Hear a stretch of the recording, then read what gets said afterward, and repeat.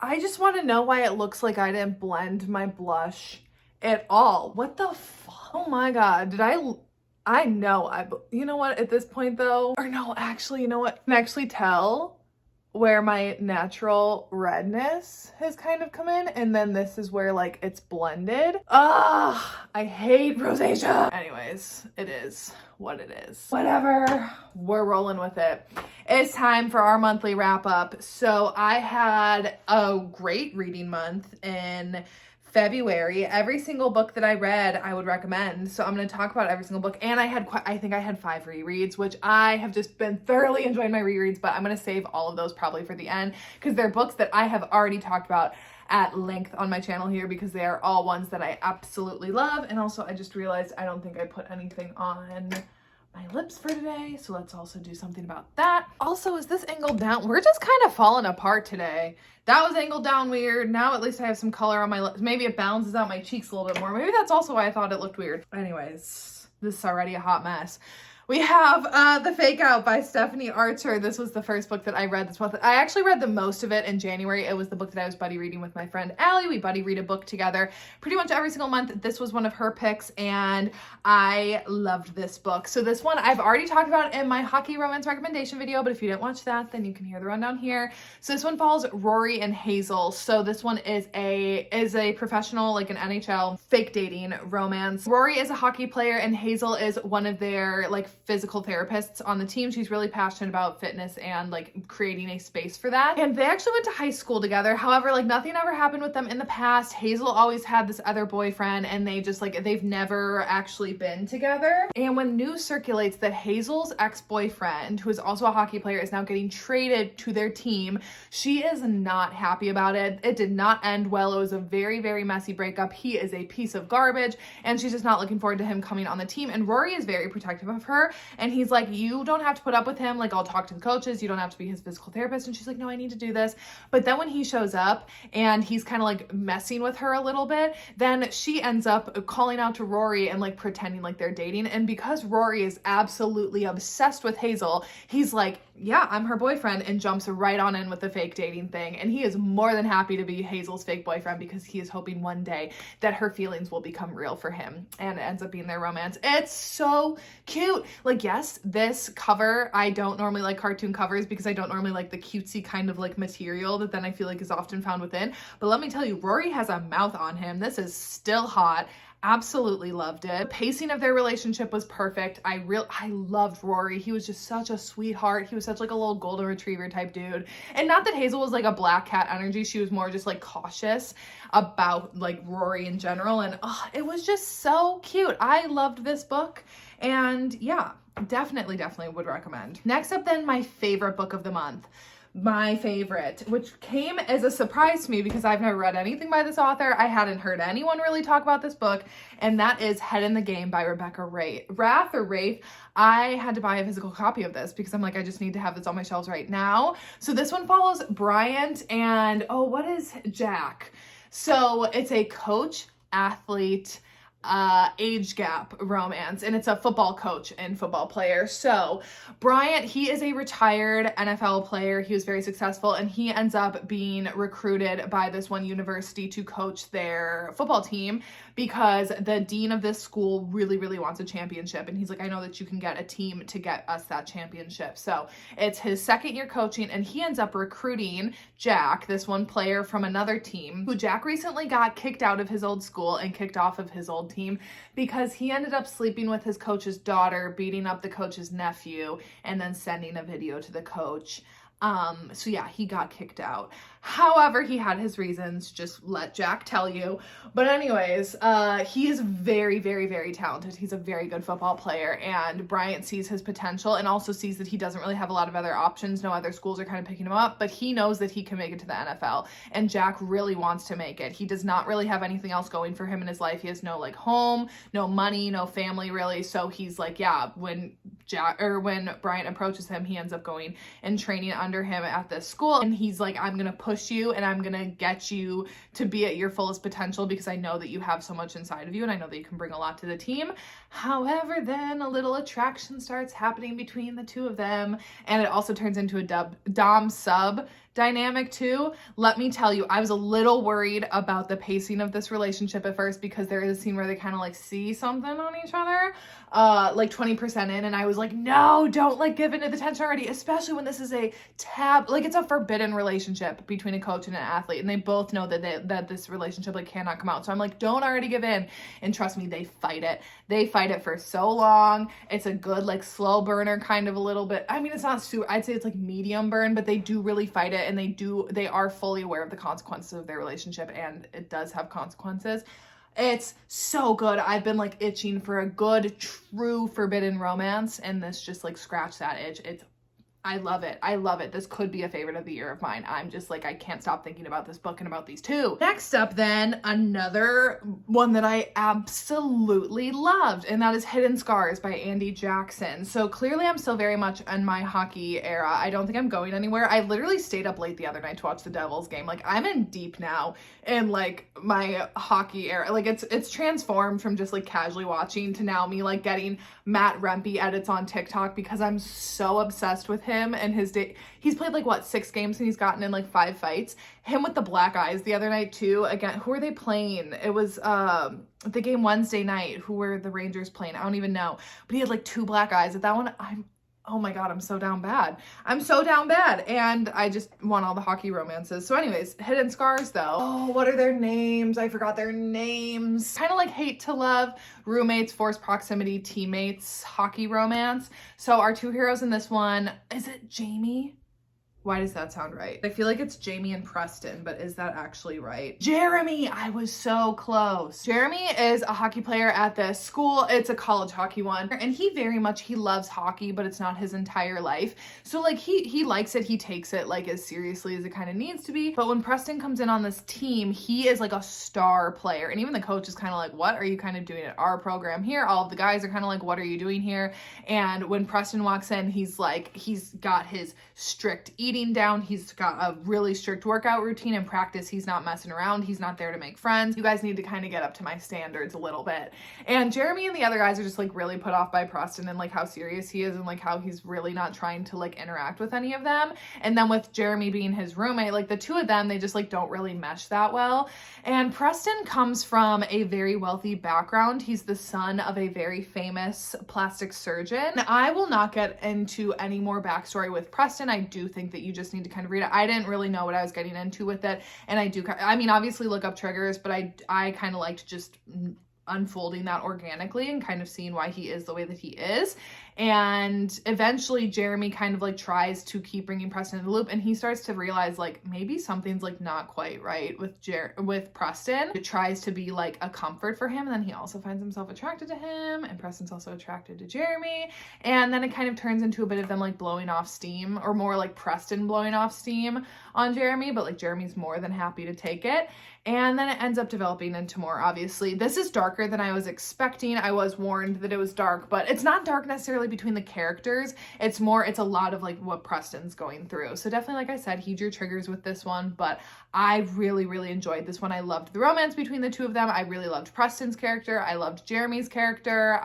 Overall, this was a win for me. Okay, we're skipping down over my rereads for now. Next, I read a novella, To Be Alone With You by Jodie Slaughter. So this was one that I've had on my radar for a while, and then when I did my like books that you guys really want me to read, this was one of the ones that I got a couple times on there, and I'm so glad that you guys did because I really, really enjoyed this novella. So this one, our heroine, so it's an age gap, mom's best friend romance. So our heroine 10 years prior confessed her love to the hero and was like, hey, listen, I'm in love with you. And he blew her off. He was like, yeah, no. So she has just like kind of tucked her tail between her legs and went on with her life and tried to kind of forget about him. And she's kind of living that like struggling artist life 10 years later. And she decides that she really needs a getaway. She needs a vacation. And her mom is like, hey, let me call up my friend and maybe you can stay out at his place in the desert. She can't really say no, and she does want to like get away. So she ends up agreeing to do so. And when she gets out there, she's very like nervous to see him again because they haven't seen each other in years. And he's also an artist as well. They connect over that, but there is like that bit of awkwardness because they haven't like seen each other since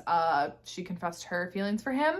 And so there is that little bit of like forced proximity there. And then while she is out there, her trip ends up getting extended because the pandemic hits, and then they are really like stuck together there. He's just like, he's obsessed with her in like the best way, not in like a dark romance kind of obsessed with her, but just being like, she's beautiful, she's talented, like this woman is just amazing, and I can't believe that she's like getting to be here and that she actually likes me. Their connection is just very like pure. I just loved it. I will say though, it's not heavy with the pandemic, but that's kind of like the circumstances of them then being forced to stay with each other. So I will just say it is talked about. But I wouldn't say it's like over the head, like repeatedly, like pandemic, because I know some people don't even want to go back there thinking wise. So it's in there, but it's not like a main part of the story. You know, it's more just kind of, it creates the circumstances between them. Next up then, it's a new release. I read the 4th book in the Alchemy series by Elodie Hart, Untether. So I was very much looking forward to this one because this is Cal's book. So these are all interconnected standalones all around the Spicy Club Alchemy. Cal is one of 4 of the business owners of it. So I've been anticipating his book since book 1. He kind of comes into the mix a little bit with Belle's Unfurl program. And like, I just love his like playboy ways and kind of like his personality and everything. So I was really looking forward to this one. And it is an older woman, younger man age gap. And our heroine, Ada, so she is very much, she went through a public divorce. She's actually like a celebrity. She's like a news anchor and like interview. Like she's very well like known and respected in her field. And she ends up going through a very public divorce. And she's now a single mom to her boys, and she's in her 40s, I think. Is Cal in his 30s? Yeah, I think, because it's like 10 years. I want to say she's maybe like 45 and Cal is maybe like 35 or something. She decides that she's like, you know what? I am this incredibly powerful woman. I've had a very successful career, and like all people are talking about is like how my husband couldn't keep it in his pants with a younger woman. And like, I am not a useless person to society now. I'm still a woman who has wants and desires, and I'm going to like explore that and show that like women don't have an expiration date on their sexuality. So she ends up filming a documentary about kind of like her journey and at Alchemy, and who ends up being kind of like her mentor and on-screen person in this is Cal. And Cal loves her. He used to have a crush on her watching her on the news. He always thought that she was such a badass, and he's just kind of intimidated by her intelligence, and he like can't really believe that she would want to kind of talk with him. And she's very much like insecure of being like this younger playboy guy. Like, why does he want to have anything to do with me? And so there definitely is like insecurities on both of their parts, but they end up doing this documentary together. And let me say, this is not my favorite in the Alchemy series. Unfurl is still my absolute favorite. That one remains unmatched to me. Like, I just love that book so much, but I did really enjoy this one. I liked their connection. It's still fun. It still had some of the fun club scenes. Let me tell you, there is one scene, it's like this mask night, and Cal has like a ski mask on. I was like, this man, Cal, I'm done. It was great. I would still really recommend this one, but like I said, Unfurl is still, personal opinion, my favorite. Okay, next up, I'm not going to talk about my thoughts on this one too much, but I am going to include it because obviously I would still recommend it and I love it. The Brit by Jodi Ellen Malpass. So I have a reading vlog coming that is with this book and one other book that's going to be out on March 10th. It's a collab vlog with a bunch of other YouTubers. And this was one that I got for a captor-captive trope. And this is actually one that I have had on my TBR for years. Back when I did the Twisted and Taboo readathon back in like 2021, this was my pick for my mafia and captor-captive squares on the bingo card, and then I never got around to it. And honestly, there's no way that I would have done that. That was like a 48-hour readathon, and this book was thick, and her writing is just like dense. but I really enjoyed this one. So this one follows Rose and Danny. So Danny is so his father recently has passed, and now he is stepping into his role in the mafia. And he's really trying to get this one boatyard or something to do like to do his business through, you know, that like off the coast of Miami, that then he can get things like in and out kind of easier. And to do that, he's blackmailing this one politician. And when this politician is not really like holding up his end of the deal, he ends up flying out to see him. And when he arrives, he sees Rose, who is like his side woman there, and he kind of takes Rose as collateral. But Rose has such a history, such a past. She has her own motives and incentives for kind of being with this politician. Like, she's not just some like side woman. And I don't want to give anything away in terms of her backstory. I think you just got to read it to find out. I really enjoyed this one. Like all captive books for me, it did drag from like the 30 to 50% mark. It's just something with that trope for me. I find that like so many of my favorite books, Take Me With You, Twisted Pride, those captive books, again, Sea of Ruin, I always hit a point in them that I feel captive with the heroine. I felt that in this one, but then literally once I got over like the 50% mark, I couldn't put the book down. It was so good. I loved it. I really loved Rose and Danny, and yeah, you'll be able to hear my full thoughts in that vlog. Where's this book? Is it over here? It is sitting over here because when I finished it, I didn't take it back out to my bookcase yet. Serpentine Valentine. So, this is Gianna Darling's newest release. I have been highly anticipating this one since she said like 2 years ago that she was doing a Sapphic Medusa inspired retelling. I was like sold, and I was very excited. Thank you actually to Gianna Darling and Valentine PR. They sent me this along with like some other little stickers and goodies, and I was just so excited to get this in the mail because I truly have just been anticipating this book. So this one follows Lex and Luna, and it's a dark Sapphic academia and like Medusa retelling and like revenge story. So Lex, she was sexually assaulted by a professor on campus. All in the trigger warnings here. The second chapter is where that happens, and Gianna Darling does say like if you need to, you can skip that chapter, and like you're not really getting any like information in it. It is more just that scene. And so she was assaulted by this one professor that she trusted and had like a bit of a relationship with, but she had always made it very clear to him that she's like, I'm gay, I'm not interested in you, like stay away from me. And then obviously he ended up assaulting her, and he like dumped her out in the woods to basically leave her, and she comes back and she storms into his office and accuses him. Basically is like, you did this, you need to pay for this, and everyone hushes it. Everyone sweeps it under the table. She actually ends up getting suspended, and until basically her lawyers are like, you literally can't keep her from coming back to campus. So now it's like the next year and she is back, and just like her the entire campus is kind of turned against her. Lex is back because she's like, you're not going to get rid of me. You're not going to take away my education from me. And also, I'm not going to let you just hush up everything that's going on this campus. So she and some of her friends come back for revenge and exposing men on the campus and what they're doing. And one of the ways that one of the people that she wants to take down is the like dean of the university, who she really trusted. She was a woman in her life that she really trusted, and she was the one who completely turned her back on Lex and like completely shoved everything under the rug against her. So Lex is set on getting her revenge against this headmaster as well. Like, she's included in her revenge plan, and the way that she's going to do that is by seducing the headmaster's daughter, Luna. I really enjoyed this one. Here's the thing though, I actually think this could have been longer. I think this could have been longer, which I feel like I almost never say that, but this is like 360 pages, and I genuinely think it probably could have gone on for another like 50 or even 100. I just think like some of the things could have been fleshed out even longer, but I really enjoyed this. I loved Lex's character. I really liked Luna too. Like, I liked them both as individuals, but I truly just loved Lex's character. I loved the revenge aspect of it. I loved like the obvious like Medusa retelling, and both of these characters are very obsessed with literature and like the way that they talk about that with each other. I really enjoyed a lot of like, then again, like the parallels between like Greek mythology too. I enjoy that because I really like Greek mythology. Overall, there are a lot of things that I really liked about this book. Like I said, I just was wish it was a little bit longer. I would take more time with Lex and Luna. I really would. Editing me here, I completely forgot to talk about 11:11.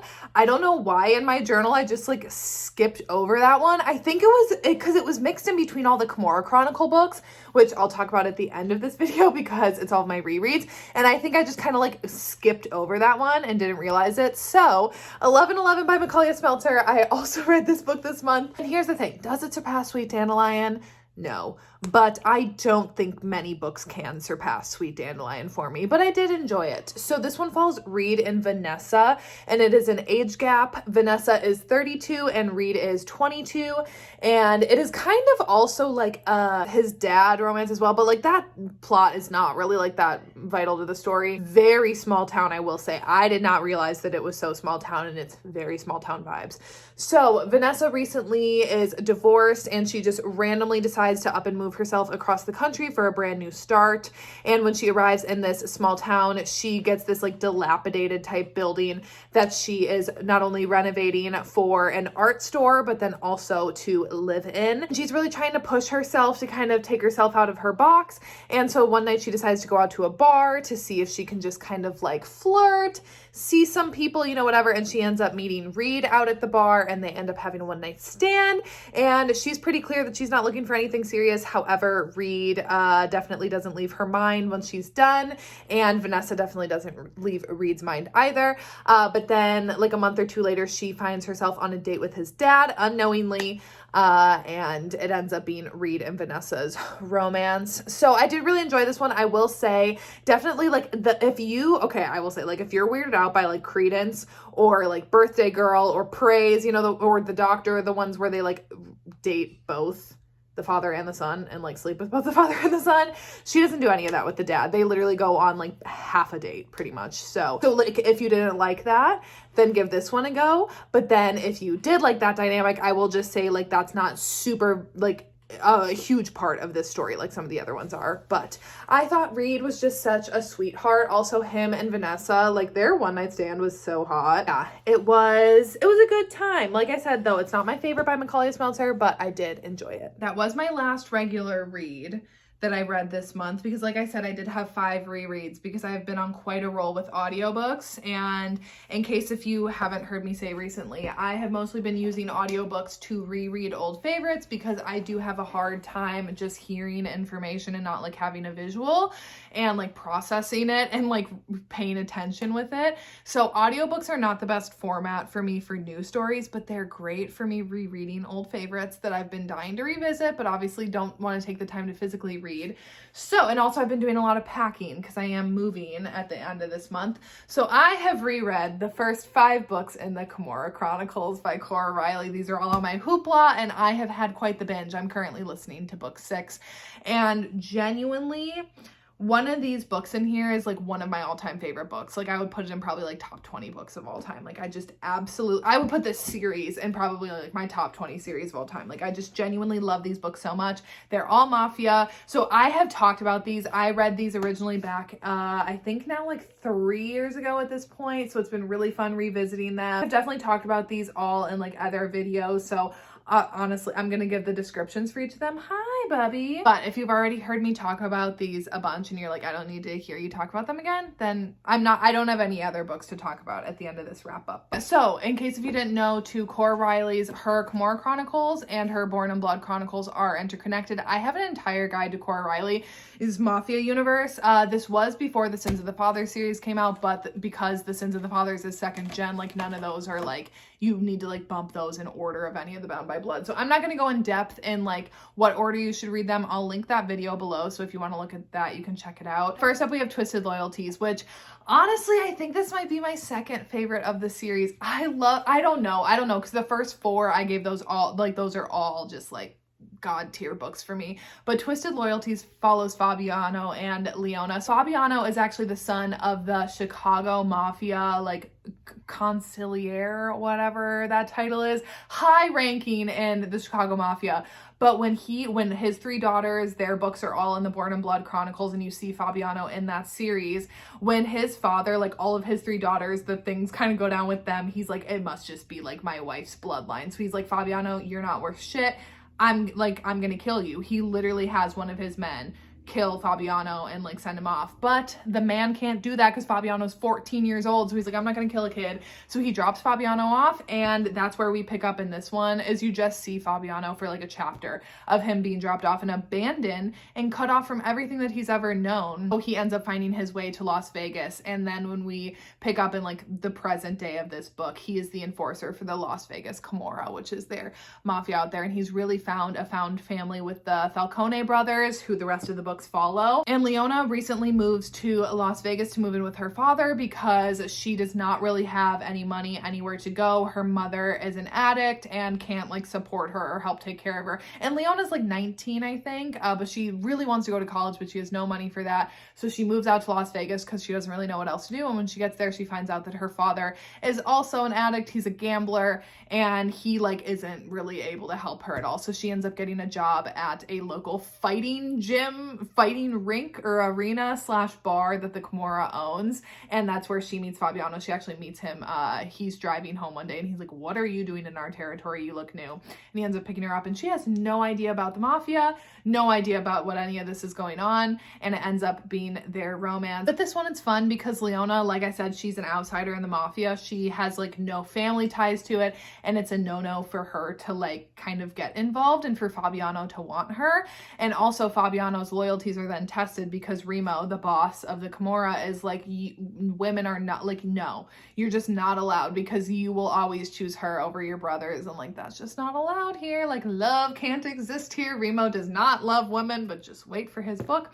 Anyways, it ends up being their romance. I absolutely love it. I love Fabiano. He's like one of my exceptions for blonde book boyfriends. Then we got Twisted Emotions. This is book 2. So this one is Nino and Chiara's. So Nino is the second Falcone brother. So he's not the capo, but he's like right below him. And he has absolutely zero emotions. He does not feel emotions whatsoever. So that obviously bodes well for him in the mafia and what he has to do. But so Las Vegas realizes that they need to form an alliance against Chicago. So who better to do that than the New York mafia? And obviously, again, New York, all of them come into play in the Born in Blood series, and they end up making a pact with them. So in order to do that though, and kind of arrange that and solidify that pact, Chiara, who is a member of the New York mafia, I mean, like, she's a daughter, so she's not like a member, but she's a daughter of people in the mafia there. She ends up getting married off to Nino. And Chiara is terrified of Nino, not only because of what she hears about Las Vegas, but because when she was younger, she was assaulted by her uncle, and she just has like a fear of men and a fear of intimacy. So then when her and Nino's wedding night rolls around, she is absolutely terrified. And oh, when Nino finds out what happened to her, God tier scene, him and Remo tracking down her uncle. Anyways, and it ends up being their romance and their marriage, and just really how patient Nino is. It truly is like a mutual healing kind of romance, because Nino has had horrible things happen in his past, and why he's kind of shut off all of his emotions and doesn't feel them. And obviously Chiara has scars that she's trying to heal, and just watching them kind of heal that together. And he's so patient with her.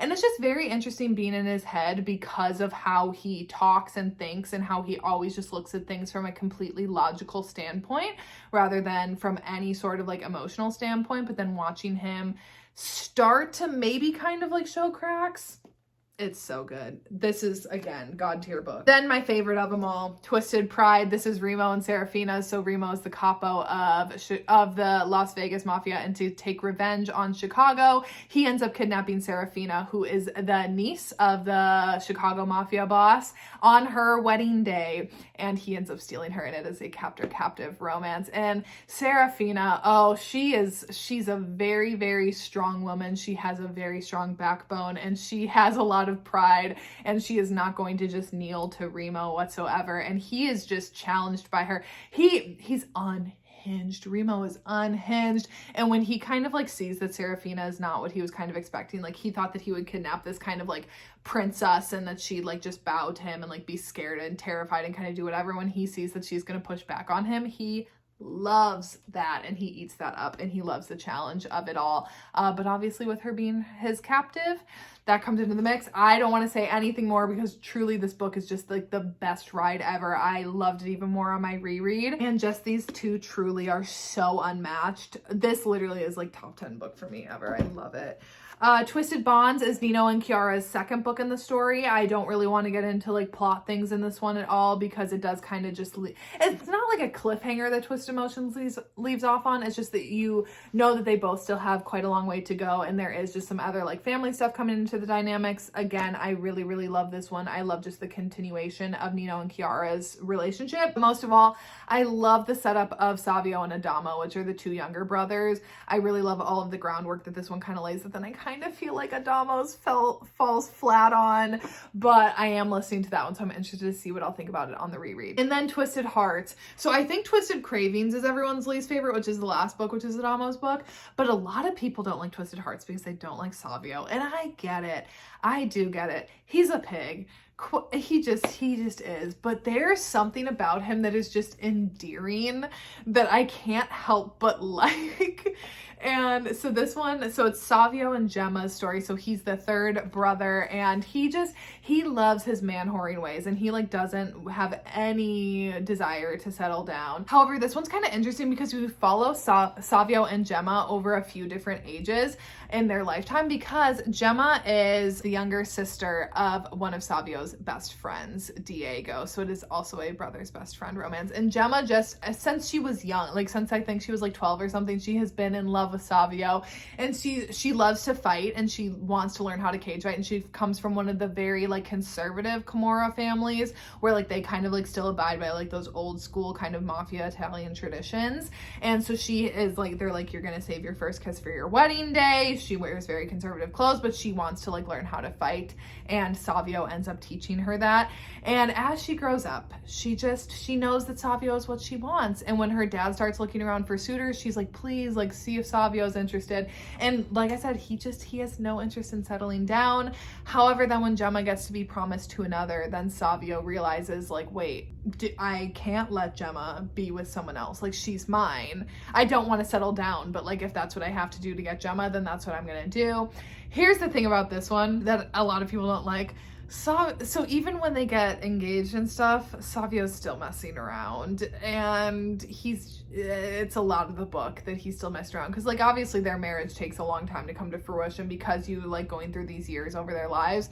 So yeah, he's just a man whore, and I totally get why people don't like it.